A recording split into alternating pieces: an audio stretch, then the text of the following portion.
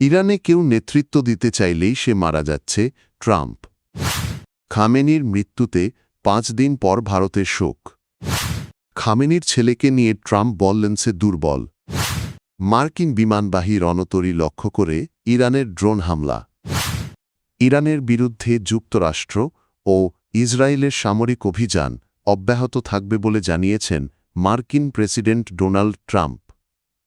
বুধবার দেওয়া এক বক্তব্যে ট্রাম্প দাবি করেন চলমান হামলার ফলে ইরানের নেতৃত্ব দুর্বল হয়ে পড়ছে। তিনি বলেন যুক্তরাষ্ট্র এখন খুব শক্ত অবস্থানে রয়েছে এবং ইরানে যে নেতৃত্ব দিতে চাইছে শেষ পর্যন্ত তাকে নিহত হতে হচ্ছে। এদিকে একই দিনে যুক্তরাষ্ট্রের প্রতিরক্ষামন্ত্রী পিট হেগসেথ জানান মার্কিন যুদ্ধবিমান ইরানের আকাশসীমায় অভিযান চালাচ্ছে। তার দাবি মার্কিন ও ইসরায়েলি বিমান বর্তমানে ইরানের আকাশে উড়ছে এবং তেহরানের নেতারা তা দেখছেন। ইরানের সর্বোচ্চ ধর্মীয় নেতা আয়াতুল্লাহ আলী খামেনি নিহত হওয়ার 5 দিন পর শোক জানিয়েছে ভারত। বৃহস্পতিবার 5ই মার্চ ভারতের পররাষ্ট্র সচিব বিক্রম মিশ্রি দিল্লিতে ইরানের রাষ্ট্রদূতের সঙ্গে সাক্ষাৎ করেন এবং খামেনির মৃত্যুতে শোক বইয়ে স্বাক্ষর করেন। ভারতের সংবাদ মাধ্যম এনডিটিভির প্রতিবেদনে বলা হয়, একই দিনে ভারতের পররাষ্ট্রমন্ত্রী এস জয়শঙ্কর ইরানের পররাষ্ট্রমন্ত্রী আব্বাস আরাগচির সঙ্গে টেলিকনফারেন্সে কথা বলেন। পর্যবেক্ষকদের মতে পদক্ষেপকে মধ্যপ্রাচ্যের পরিস্থিতি নিয়ে ভারতের আগের নীরব অবস্থান থেকে কিছুটা পরিবর্তন হিসেবে দেখা হচ্ছে। ভারতের প্রধানমন্ত্রী নরেন্দ্র মোদিও মধ্যপ্রাচ্যের চলমান পরিস্থিতি নিয়ে উদ্বেগ প্রকাশ করেছেন। তিনি বিরোধের সমাধানে সংলাপ ও কূটনৈতিক পথ অনুসরণের আহ্বান জানান।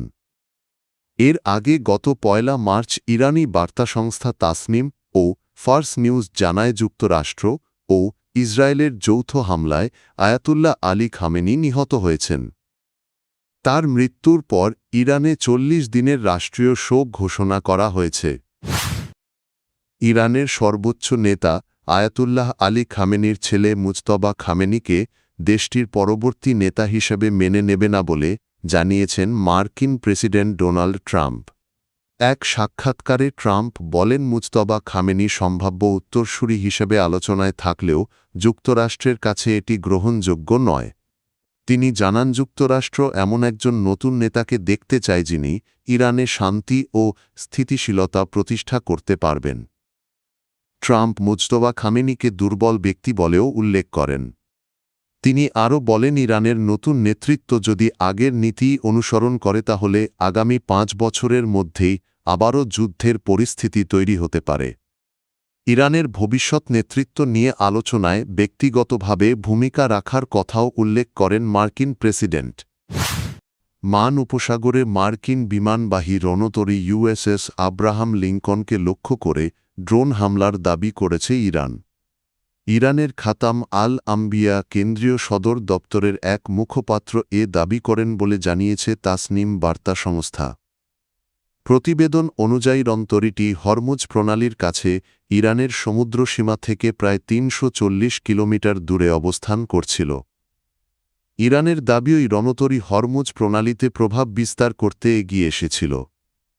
মুখপাত্র জানান ড্রোন হামলার পর রণতরীটি দ্রুত এলাকা ত্যাগ করে এবং সঙ্গে থাকা ডেস্ট্রয়ার সহ ঘটনাস্থল থেকে 1000 কিলোমিটারেরও বেশি দূরে সরে যায়। এর আগে গত 1 মার্চও একই রণতরীকে লক্ষ্য করে হামলার দাবি করেছিল ইরানের ইসলামিক রেভলিউশনারি গার্ড কর্পস। তবে যুক্তরাষ্ট্রের পক্ষ থেকে বলা হয়েছে ইরানের কোনো ক্ষেপণাস্ত্র বা হামলা রণতরীটিকে আঘাত করেনি।